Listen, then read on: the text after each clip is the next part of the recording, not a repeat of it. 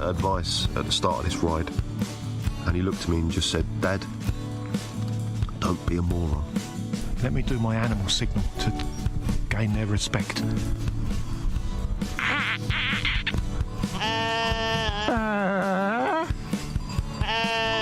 How's it going, Sally?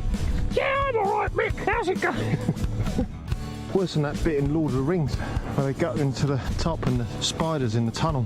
I'm just hoping there's a spider at the top of this one to kill me. Freezing. And I failed. I moroned up the ride.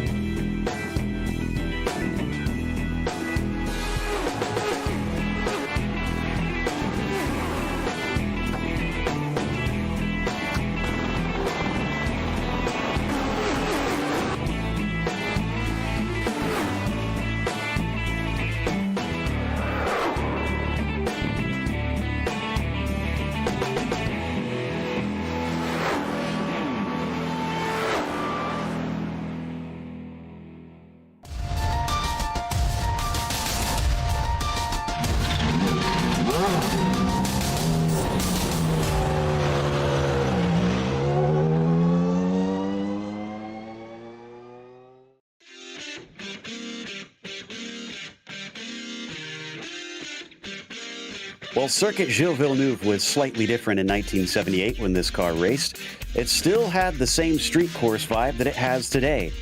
Without much room to escape trouble, keeping it on the island will be critical. Having already managed his way around the Nürburgring and Brands Hatch this season, can we realistically expect T to falter here? We'll see if it finally catches him out as we get ready to watch round 6 of the Lotus 79 Sunday Grand Prix Series, and you'll see it all live here on the Global SimRacing Channel. Hi, I'm Joe Peak, and joining me in the booth is Joey Atterbury. Behind the scenes is our director, Ryan Bauer, and he's using cameras provided by Dougie Beard. Whether or not you consider it a true street circuit, this place bites hard. Let's head to our track guide to learn more.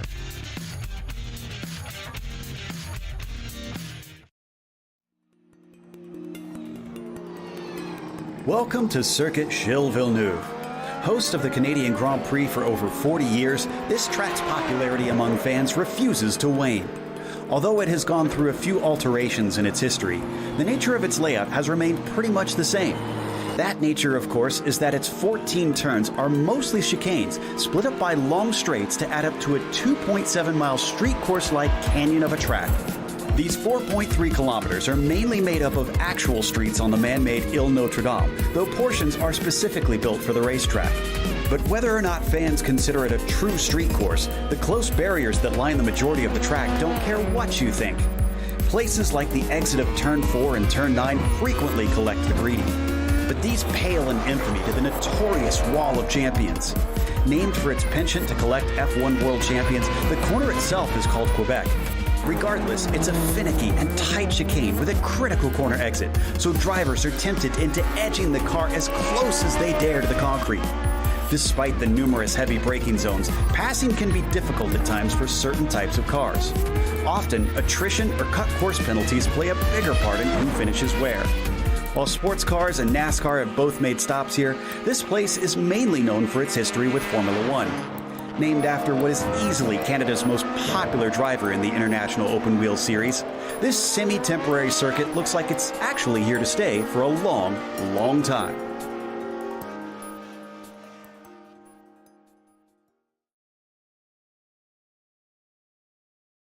Well, Joey, this is going to be a real challenge for these drivers, but I do love when they take these 79s to tracks like this that really forces them to try and be precise. It can be very, very narrow, and couple that with these really tight chicanes, and these open wheel cars don't have a lot of place to room if they overstep the limit here. And going down into the turn one Senna chicane, always a great passing opportunity, especially off of the start of the race. And another big one all the way down into the final hairpin down there, always good, but it's more important to get the throttle down in these cars. They have a lot of horsepower, and if you spin up those rear tires, you're just kind of a sitting duck down the casino straight. And then always the wall of champions will have to keep a camera right there and see who pushes the limit up against that concrete wall today. It'd be very fitting if Andy T did wind up in there, but let's not wish that upon him. And if you're wondering why we're talking about that, there you go. In the championship, he has a perfect score 5 rounds in. He's taking every point possible so far. Gernot Friesche, though, has been very consistent. He's had himself a podium. I believe it's 2 fourths and a 5th so far, but he missed out at Laguna Seca, not showing up there. So that does put him a little bit farther behind as the drop points come in. That will help him close in a little bit. The consistency will help, but he's got to start beating Andy T, which nobody's been able to do so far. Kimmo Viekainen at times has been close to him, but has not been able to best him either. Timothy Reed back there in 4th. And then it's a bit of a jump when you get down to Juan Costa, who's kind of on an island unto himself. Nice battle between Schuster, Vaughn, and Thyssen and Pai there for the 6th spot. And then finally, Leno wraps up our top 10. That's in the F1, though. We have the brand new F2 driver standings as well. F2 is only separated by the driver's iRating, and actually have a pretty good front 4 going, led by JF Godin up there with 116 points. But you see Olivier Verhagen not far behind, and then Miguel Moreland and Keith Herner right there in the mix as well. Only 10 points separating these top 4. And then from there on, Jason Clapper, which I do see on the field in the timing and scoring here today, so we'll have to keep an eye on Jason. But further on down with Mike Christopher, Barry West, Kurt Clapper, and so on, it's about getting these weeks counted, and they'll get up there in the points championship. Now, as for today's race, so we have 21 laps on tap. As always, it's an open setup. Curious to see who is able to really find that top speed, because there are some long straights at this track, but you want to try and be able to get it through those chicanes pretty quickly. Even still, passing is going to help if you can manage to do it along the long stretches up to those chicanes. Now, there's no spare car, so if you wind up in the walls, which is very easy to do, you're going to have to either take a tow or try and limp it back into pit lane and take a pit stop to get those repairs, which there's no scheduled stops in this series. They don't need fuel or tires to get to the end. Drive-through penalty at 17 and disqualification at 25 incidents. Considering those get racked up by off tracks and contacts and spins, well, we're not expecting that really to be an issue out there today. You're likely to end your race first before you'll have to go through pit lane to serve that penalty. Andy T hasn't put a time down yet, and that's not because of missing his first lap. He just tends to wait a little bit before he puts himself out there. So I believe, yes, it looks like this is his first flyer right now. And we'll see what he's got underneath him today. Right now, he's got to beat Reed's 124.190. And just through the final chicane, see how close he pushes it to the wall of champions. Pretty conservative here on the first qualifying lap for Andy T. And as he crosses timing and scoring, see where that jumps him up here. And surprise, surprise, fastest lap of the day, Andy T. That's worth 2 bonus points for that, and 2 more bonus points for the fastest lap. Now, last time out at Brands Hatch, it was very close. It was down to, I think it was a few hundredths of a second between himself and the next fastest car for the fastest lap. So he almost got pipped to it, which I'm sure for him may have meant something, but for the championship, it wouldn't really make much of a change. So as he works his way along the backside of the course, 0.6 of a second over Reed, who's already finished his 2 laps, means he's not likely to try and beat him. Friesche, who's at times been pretty good, is coming around for his second 24.3. And that's going to bump Freesia up to fourth. Oh, Juan Costa just crossed. He is up to a 1:23.8. That is much closer. That's still only the front row. Really good lap, though, from Juan Costa there into the 1 minute 23 second bracket. And we're still riding on board here with Andy T. It looks like he is going to improve this lap time down into the final chicane. Watch this, clobber up over those curves and just barely kiss that tire bundle. And here's start finish. Across the line, 23.3. He stretches even farther away from everybody, but it's only up to just shy of 0.5 over Costa now. Half a second must seem like a victory for a lot of drivers. Wanmi here is on his second lap, and it does seem like that lap 2 is the quicker one. So let's stick with this. Let's see what he can do as the tail waggles a little bit coming out of Lepingle, which is going to be one of the more important exits here, Joey, coming down along the Casino Straight. It's important to put the power down because, yeah, the Casino Straight is your top speed here on this course and goes into this hard braking opportunity for the final chicane. And see what Wanmi is able to do here. Goes through right up next to the wall of champions, still looking fast. He was right there against it, 23.5. Ooh, that actually gets him pretty darn close.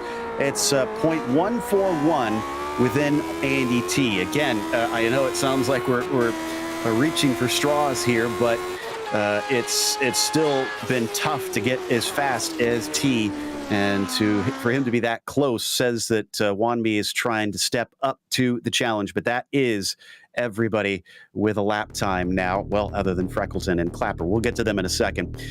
T's on the pole, so there's those 2 bonus points. Costa's going to start from second place, and Timothy Reed will be in P3. Gernot Freesia seems to have found his groove and is back up towards the top with qualifying lately. He'll start from 4th.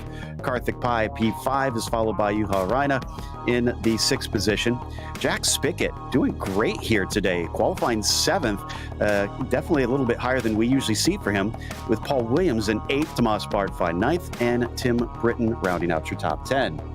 In the 11th position, we have Daniel Banker, followed up with Seamus Power, Luca Bracali in the 13th spot, Barry West, Keith Herner in the top 15, Marco Antonio Salgado 16th, Chris Roberts, Dylan Freckleton, and Jason Clapper, your final of the 19 cars. It's a little bit later in the evening here in Montreal. It's only 69 degrees Fahrenheit on the track surface. And you could see there that there's not much wind for them to contend with. So it'll be a little cool. They'll need some time to get those tires up to temperature, and especially they'll have to take that into account here in the run to turn 1. This place kind of notorious, Joey, for lap 1 being a bit of a mess. It can be, and especially with the cold front tires, not only do they not have the turning grip, but they also don't have the braking grip. You have to be careful. Here we see Costa has put himself out onto that front row. We're waiting for Freesia and Spickett, and that should be it. 19 cars. We're in top split here today, as it looks like everybody is out there. So the engines start to rev as the lights come up and the green flag is out. T's okay off the line compared to Costa, but it's a slow one for Timothy Reed. Looks like he might lose out to Freesia, who swings around the outside down into the Senna S and is going to take 3rd away behind him. Does look like most people managed to get through there. Somebody cutting through that first chicane. Otherwise, we're down to 3 and 4 already. Yeah, a little bit messy further on back. You see the big gap here in the pack already, but it's Andy T leading Wanmi Costa up front, and Juho Raina, Paul Williams, as well as Luca Bracali, Dylan Freckleton also involved in early incidents.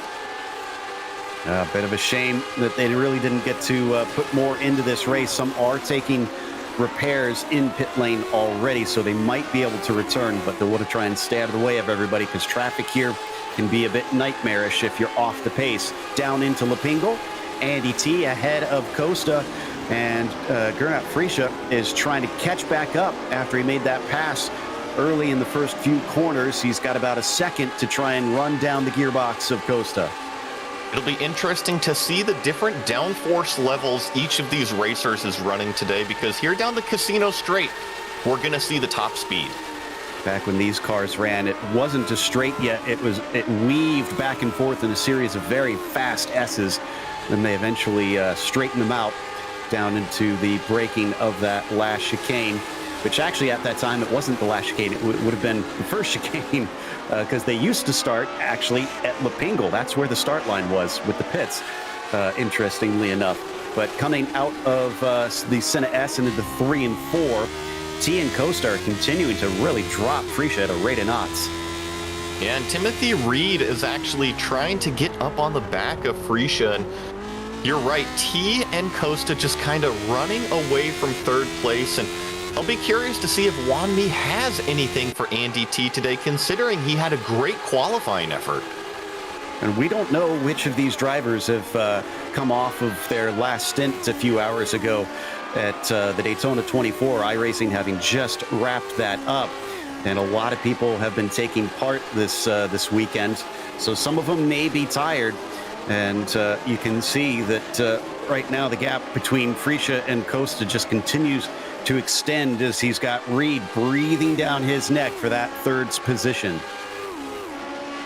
And I think that Timothy Reed might have just a little bit more pace than Freesia right now, but we've seen that Gurna is just one of the most relentless competitors. It's tough to push him off of his line and get him off of his marks. He's always so consistent.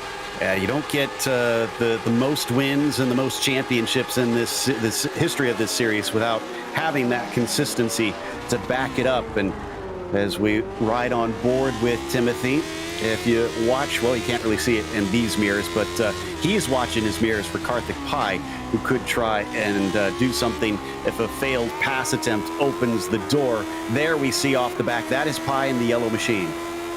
Pai is back there, and then also Jack Spickett just entering the frame in the second yellow car, a little bit more of a Dayglow yellow compared to this yellow-orange of Pai, but good start for Jack Spickett. I know that he didn't have the standing start that he wanted, got a little bit bogged down, but it seems like he's rolling pretty good now. Yeah, again, I'm impressed because we tend to see him as a mid-packer, and yes, he's down in 6th, which would kind of be about the mid-pack, but remember, this is top split, and when you get to this top split, you're talking I ratings in the 7,000, 6,000, 5,000 range. It's a pretty hefty field. This is Jason Clapper back in the 11th position now. Always fun to check on Jason and Kurt Clapper because they have kind of this thing where they start from the back of the field and work their way forward. Yep, he's currently running down Tim Britton, who has, I think, one of my more favorite liveries that I've seen apply to this Lotus 79. I grew up watching the car in the 90s and definitely saw a lot of that Target paint scheme over the years, but ooh, did we have a problem with Daniel Banker? Yes, he must have had a problem going into the final chicane. He finds himself on pit road. Oh, he made contact with Tomas Bartfai. Oh, my goodness. In fact, it was a pretty good hit between them. He's going to go up and over the number 10 here. Watch this. He's already forcing him to go defensive as they approach the wall of champions, and then outbreaks himself. They come together and up and over. I think that's the classic, you know, Bartfai made the defensive move, and I'm not sure if he left him quite enough space on the outside of the racetrack to come up. And these cars are very wide. You stick out the extra wide tires, and there isn't much room. Looks like Karthik Pai sticking very close to the back of Timothy Reed, but Reed's even closer to Freesia.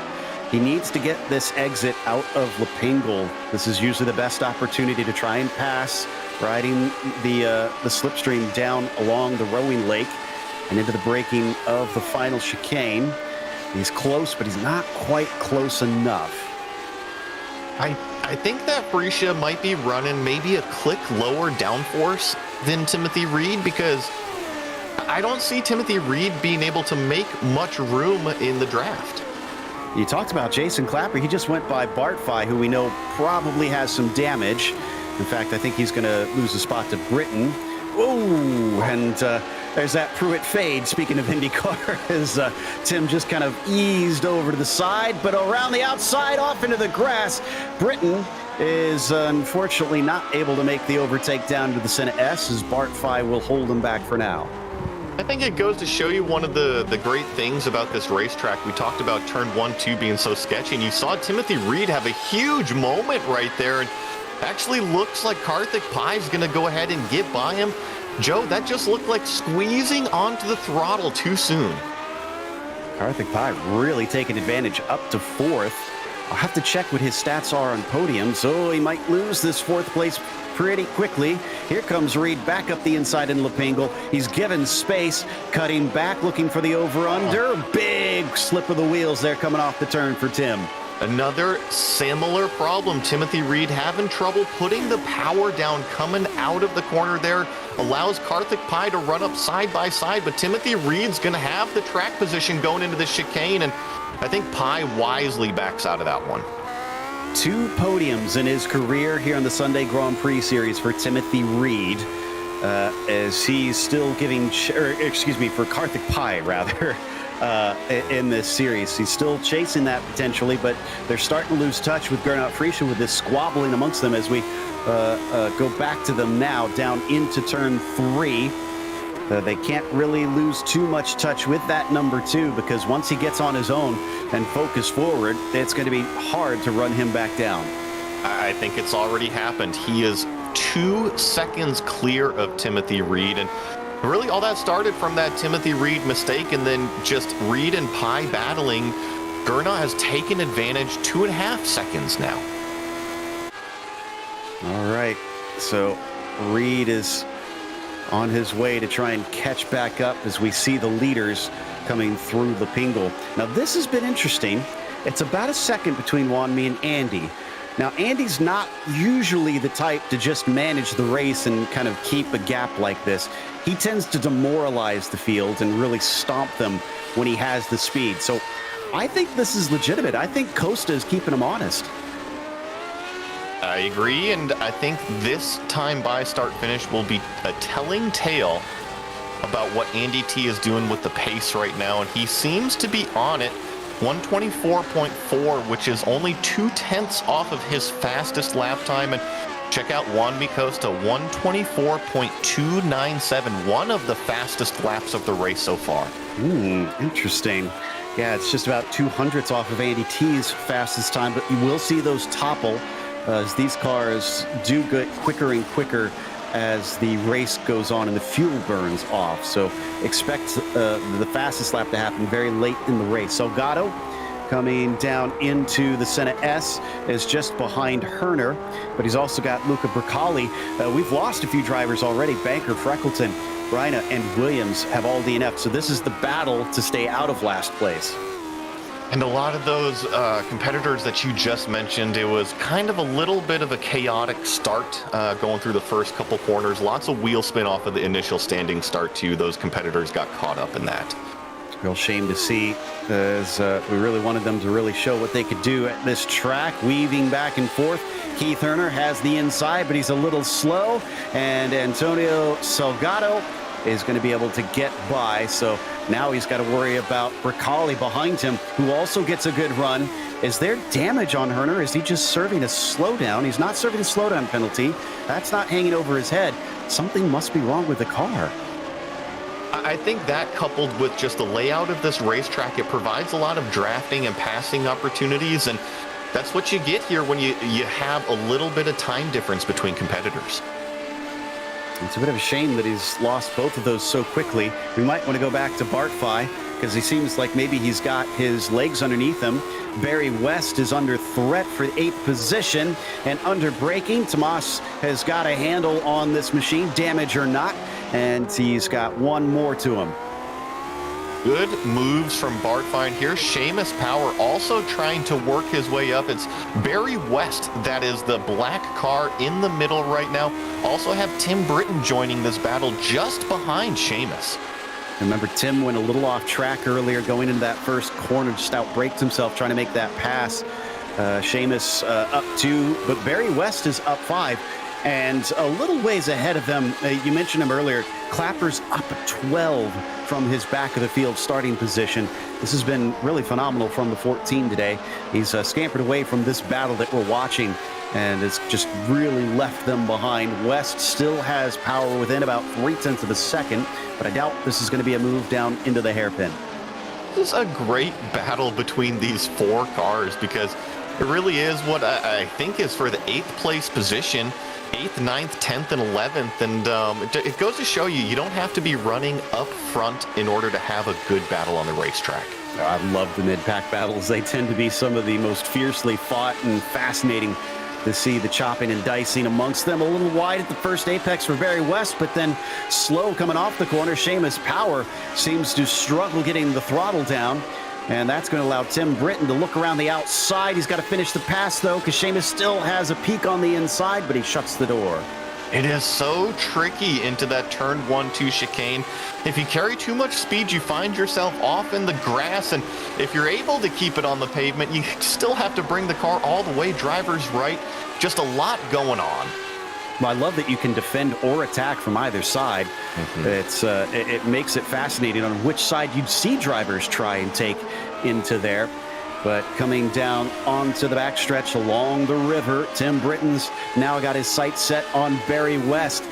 West was unable to withstand Bart Fye's attacks, but what about Tim Britton, who decides not to try and overtake, down to 8 and 9? Is he going for the run here into Lepingle? Does look like he's got a little bit better top end as the car really gets up and goes. And he's going to go the long way around, which is going to be tough, but it looks like he's got it done. That's impressive.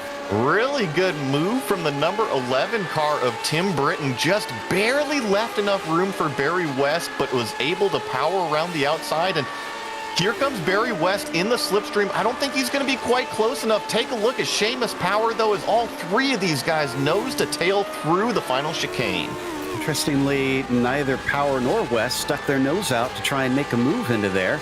They stayed put, but Power still looking here, coming down into the first corner. He's going to take a deep dive, but he's not going to be able to get the overlap that he needs. He stays in position.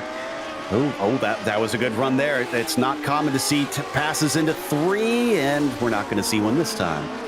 One thing I'm noticing, Barry West's car, it just doesn't seem to have the horsepower that the other cars have. I don't know if there's damage on this machine, but it just seems like Barry is struggling to try to keep pace, and it's all down to the performance of the car. The cloud cover's making it awful dark today. I'm trying to see, and with a black car, it's very difficult, but well, there you see very obviously that Seamus Power is through and up into 10th now. So I wonder if Barry figured it's just a matter of time and decided to give that one up. Sounds like we've spooled up a replay of the beginning, though. Let's take a closer look at what happened with these incidents at the start. Now, Joe, if memory serves correct, watch driver's right, already a car in the wall, and then more with a similar problem. Well, that is very strange. Oh, and somebody spins on the way down into the braking zone, catches it. Who is that? That's Freckleton. Did he get a hit that turned him around? So, and then there's more here coming off of turn 2 as well. And Joe, I really think this is cold tires and wheel spin. I saw it off of the standing start where cars were struggling to get going, and then also coming out of the turn 1, 2, 3 chicane, it's a very slow first gear and no tire temperature. It's really interesting. I did not expect it. It looked like almost 3 separate incidents that unfolded there that caused so many problems and put people on the back foot. That explains partly, I think, why Jason Clapper was able to capitalize on so many spots so quickly. But credit to him, he's held down that 7th spot quite well. Back to Costa in T, 0.4 of a second. It has actually gotten tighter at the front. It has. Juanmi Costa now currently holds the fastest lap of the race, and you see him attack the curbs coming through this final chicane, and he's been consistently cutting down the gap between himself and Andy T. It's now only about a half a second. And these two are pushing hard. Freesia is 11.5 seconds back. Yeah, I mean, even from that very wide angle that we saw, he barely came into the screen on the front stretch. These two have just ran away from everything. And it's a quick race here. It's only 10 laps left to go. So it's looking like, unless something happens to these two, it's a 2-horse race for the win. Now, Joe, I want to touch on the point you just made, Freesia just barely being in frame. Gurna is the most winning driver here, and he's doing laps a full second slower than our front two. Yeah, it's a new class. Well, it's been a new class for some seasons. Frisha has been a long time since we've seen him take a championship, but he's had other things in his life that he's had to focus on, admittedly.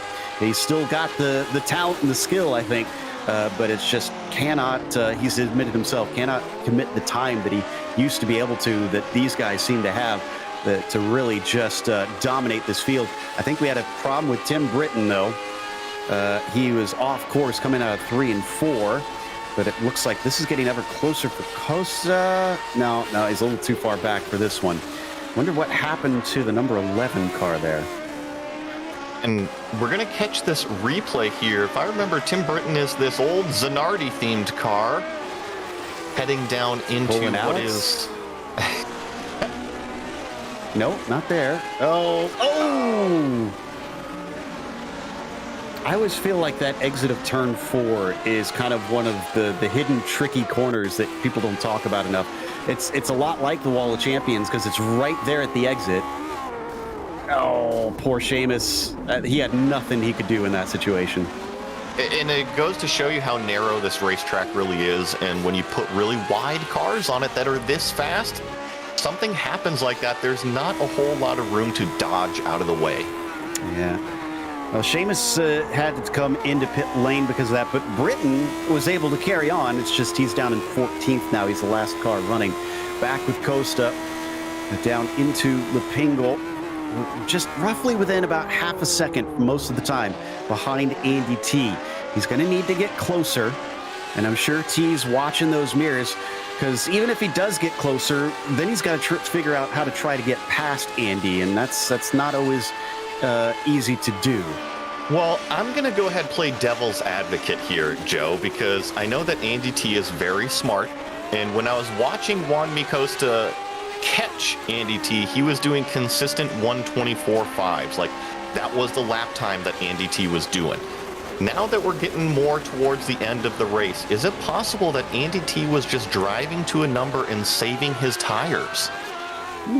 That's a good point. Yes, they are more of a sprint race these days, as they've limited to just over 30 minutes for most of these events, but the tires do warm up over the course of the time, and you have to kind of manage them a little bit from what the drivers have told us, so that could be.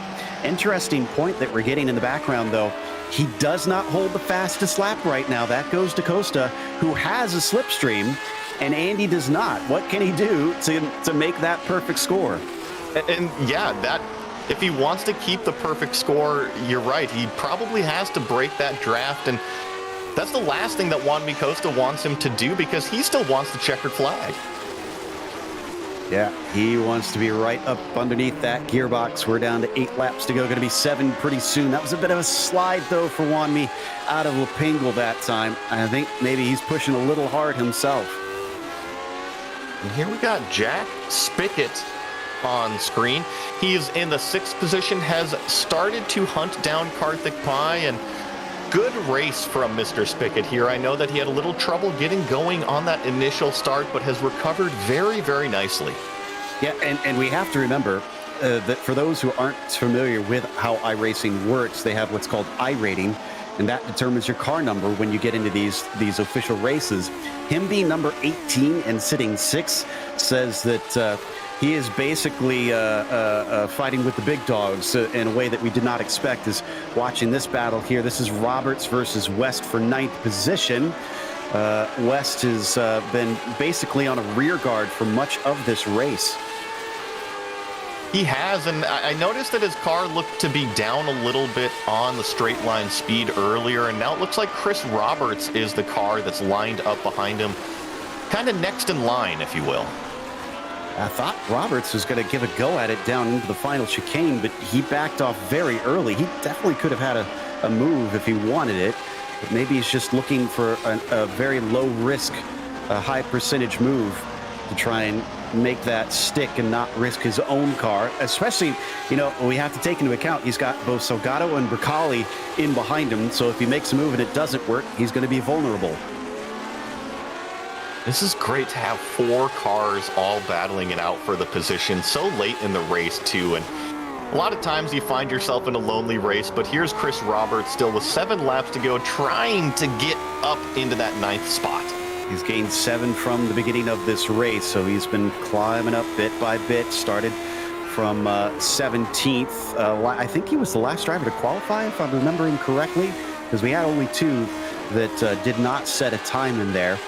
So Chris legitimately having to fight and pull, and like the case of Jason Clapper, who probably had some latent pace, but was able to back up on that, even if he didn't set a qualifying time.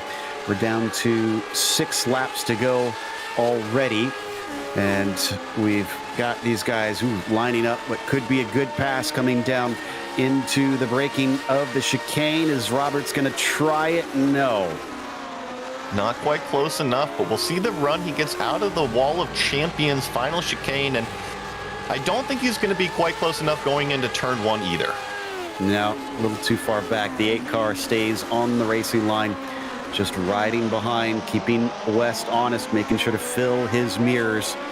Boy, these cars look so cool racing around this track. It might be modern signage, but it just feels right seeing them race here. This train is really starting to back up, because it seems like Salgado and Bracali could get more involved if they get impatient behind this pair. Well, and anything can happen. You have to keep your head down, because we saw lap 1 have incidents. Well, guess what? The Wall of Champion can grab somebody on the final corner. You just have to keep at it.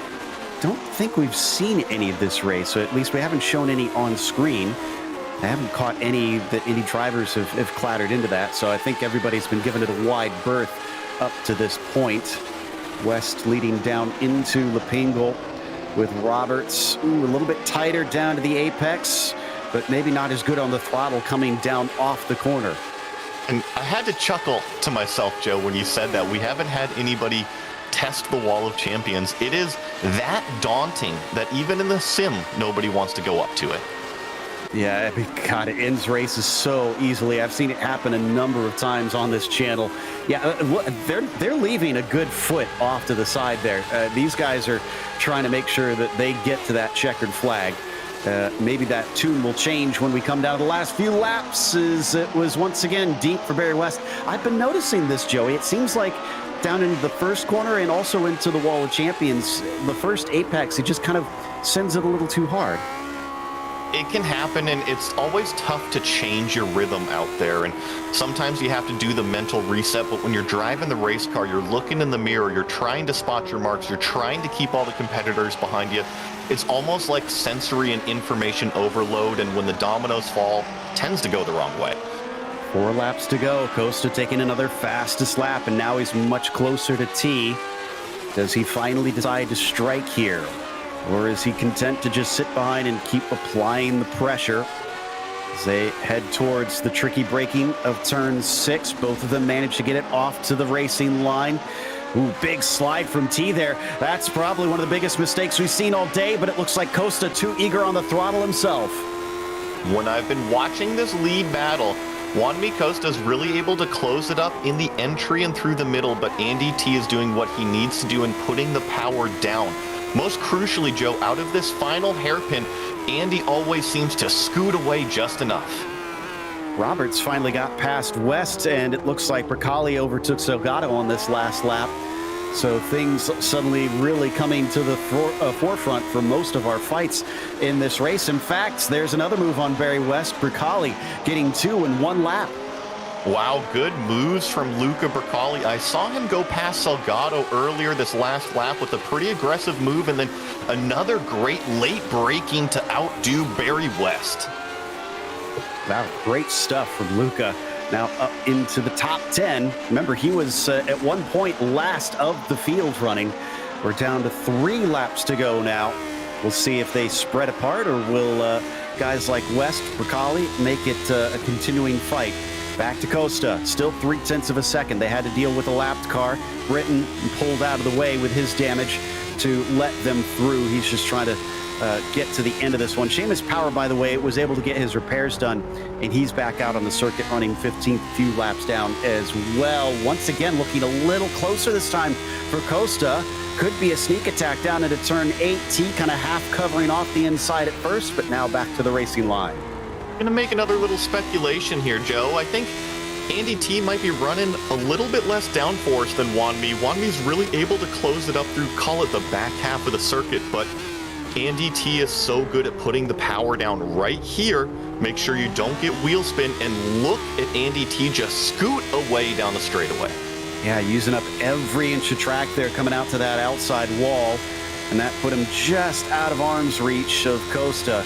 2 to go when they cross the line this time. Still, the number 3 just kind of showing himself in the mirrors of Andy T, trying to remind him that he's there, see if he can get in his head. Good luck with that. He's a pretty cool customer. Well, I think if there's going to be an opportunity for Wan Mi, it's going to be coming, though, because if you run a lower downforce setup, that means he's going to be struggling more at the end of the race, and you might be able to attack in maybe an unorthodox place that he's not expecting it. Yeah, I think that would be my recommendation, but then I'm not usually the most skilled of drivers, but I agree. It seems like trying to catch him off guard might be the way to go on this one. Just see if you could scare him off the racing line somewhere. But T has been sticking with things, hasn't really gone defensive all that much. This is the closest we've seen him for a few laps now, coming down along that river on the backstretch. Ooh, and now he's pretty close off of there as well, Joey. Yeah, this might be an opportunity right here for a pretty big send from Wan Mi. He decides not to do it. We'll see if he gets the power down coming out of the hairpin. And you see Wan Mi just struggle to try to get the drive off that Andy does. It's exactly where he needs it every time. But Andy is so clever on this one. The fact that he's got that car either set up or his line is so good, it's making it impossible for him to be passed. Costa trying to be the first driver to beat him to that checkered flag, as the white flag is now out and they have 1 to go. I would call him a very savvy competitor, Joe, because Andy understands where the weaknesses in his car are. He covers them off, and he's doing exactly what he needs to do. On the nose of Wan Mi Costa. Right now, he does hold the fastest lap over T. I think Andy's going to have to really put in a stonky lap in if he wants that last bonus point to keep up his perfect score. If he's going for perfection, it's going to be a tough one, but if he just wants those wins as he pulls that little bit of slipstream, that almost looked a little dangerous to me. Very dangerous there. I would say that Keith Herner was trying to get out of the way. Andy T was trying to get any advantage he could, but that was too close. Yeah, he just ducked out in time. Thankfully did not make contact. He's probably very glad that Herner held off to the side. There's the move we've been looking for. Was not able to scare him off the apex. And as he throttles off the corner, he's clear once again. I thought Wan Mi might have been close enough, but very respectful. And you already see Costa says, I don't have anything for you. Yeah, a little, I think, wiggle of appreciation there. Don't think that was anything out of frustration. That was just good job, sir. He knows he's been beat. Oh, I said both of them are pushing hard off the line. Andy T takes the win here at Montreal. Costa takes second, but he takes the fastest lap. Fastest lap, so that perfect score no longer for Andy T. And here comes Gernot Fauria coming out of the final chicane, some 17 seconds back, but still standing on the podium. Wow, that is a huge gap at the end there.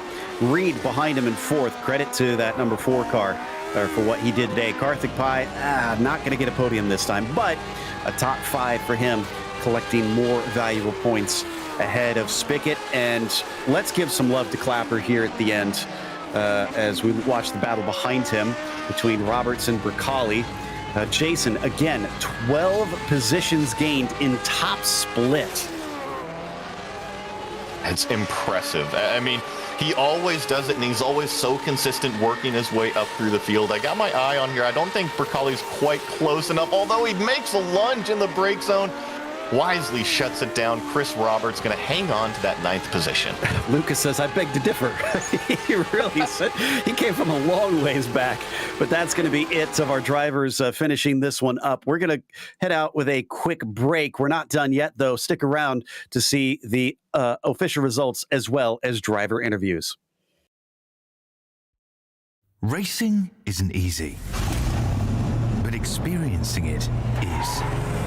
iRacing puts you in the driver's seat with the industry's leading sim racing game.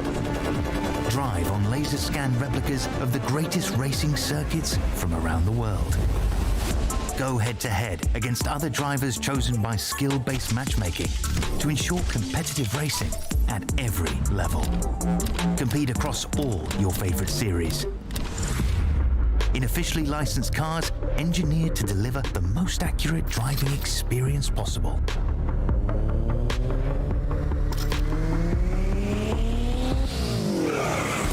Join a race or host your own with players from across the globe. Race against the computer or in a league with friends. Feel the thrill behind the wheel. Visit iRacing.com.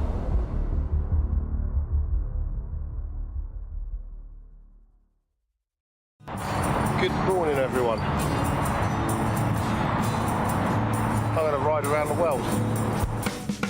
I'm Mick Claridge, and I'm going to ride around the world on my bike. My son, he gave me advice at the start of this ride, and he looked at me and just said, "Dad, don't be a moron." Let me do my animal signal to gain their respect.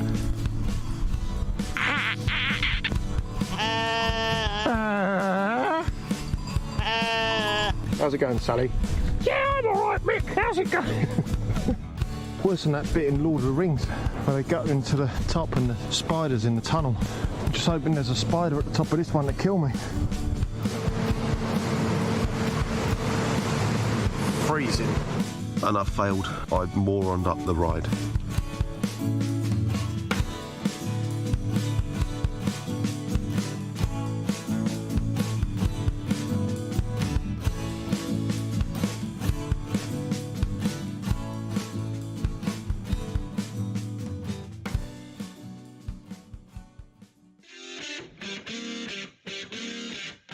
Welcome back to Circuit Gilles Villeneuve. This Montreal track put on a pretty good show, even up at the front, despite Andy T taking another win. There you see the gap at the end. Only 0.2 of a second between himself and Costa, who definitely hassled him all race long. But critically, this is the first time someone's managed to take a point off of Andy T as Costa took the fastest lap. It was Gernot Friesche who was well behind them but cruised into a third place. Timothy Reed finished fourth and Karthik Pai P5. Jack David Spickett fighting above his I rating, taking the 18th numbered car up to 6th today. Jason Clapper as well, 14th numbered car up to 7th. Tomas Bartfai finished 8th as Chris Roberts finished 9th, and Luca Bercali took a top 10. Barry West there had his hands full all race, comes home in the 11th position. Marco Antonio Salgado, the last car on the lead lap in 12th. Keith Herner just one lap down, and then you see Tim Britton, who had those problems, as well as Seamus Power a couple laps down, and then these last few had those incidents on the start. Daniel Banker, Dylan Freckleton, Juho Reina, and also Paul Williams. Looks like we've got Andy ready to talk to us, and I'm sure he's got some stories from this one, because Andy, we've gotten used to you kind of running away with things a little bit, but it looked like Costa kind of had your number a little bit today. I mean, sure, when you put loads of wing on the car and sit in my draft, that's going to be a comfortable position to be in, right? Ah, okay. So that explains it a little bit. Also why he was having so much trouble trying to overtake you. Now, it seemed like you kind of had it figured out, though, because coming off of the hairpin, the spot where we most often will see drivers get a good run to try and make a move, it looked like every single time you were able to outgun him off the corner. Yeah, there's some little magic you can do with setup there to help your acceleration, which I'm not going to mention, but that helps, yeah, for sure. But mostly it was probably you just had too much wing on. Gotta keep those secrets close to your chest. But I do have good news, bad news. Good news, your winning streak still goes on. Bad news is your perfect score has been sullied. Wanmi took your fastest lap. That was always going to happen at a draft track. There's nothing I can do. Like, I could have pushed my absolute what's off, and like if someone's in your draft, they just gain the benefit from the straights and in the corners. So not really worth the push, especially here with the walls. I can understand. Not worth throwing it all away, especially the win. Well, congratulations. This has just been an astonishing season from you, and hopefully we'll see you back at Magny Cours as well, correct?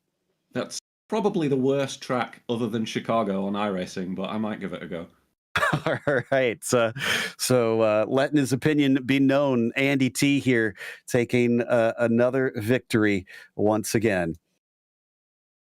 And that's going to wrap us up. So it looks like, Joey, nobody else ready to talk to us. Like I said earlier, I think everybody just a little bit tired after the Daytona 24. I don't blame them. You know, if you were doing that Daytona 24, it is a long day and night. And then to couple it up with this Lotus 79 race, it is a lot of racing. It is. But, well, we want to give a thank you to everybody, regardless, in the Lotus 79 community for bringing us back for another season of coverage. And thanks to the team today, Joey, Ryan, and Dougie. Make sure to check out our social media, our website, and our merchandise store. You can find links in the description below. And don't forget to subscribe to our YouTube channel so you don't miss a moment. As we mentioned, the next race is Magny Cours, Sunday, January 29th, 11:30 a.m. Eastern. And be sure to check out our other broadcasts listed here. Until next time, though, race clean, race hard. We'll see you on the track.